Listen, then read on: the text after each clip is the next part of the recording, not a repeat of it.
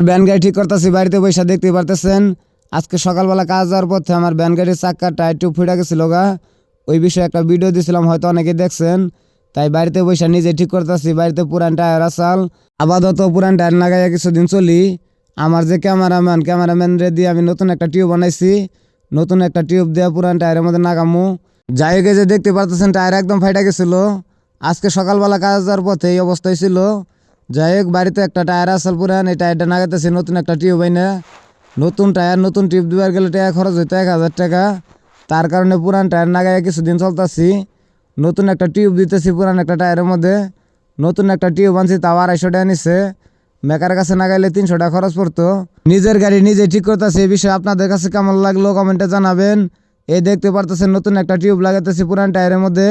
আপাতত 2-3 মাস চলবো আমার মনে হয়। আপনাদের কাছে কি মনে হয় অবশ্যই কমেন্টে জানাবেন।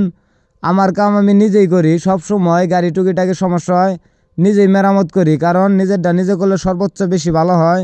যাই হোক, গাড়ি নষ্ট হয়েছিল, কোনো মন খারাপ করি নাই, কারণ নষ্ট হতেই পারে, ইঞ্জিনের গাড়ি, সমস্যা আছে, তার সমাধানও আছে। এই দেখতে পারতেছেন মোটামুটি আমি টায়ার টিউব লাগালাইছি।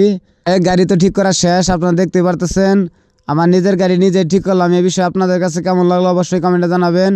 গাড়ি ঠিক করে বিকালবেলা যাই 200-250 টাকা কাজও করেছি আজকে। যাই হোক, ধন্যবাদ সবাইকে।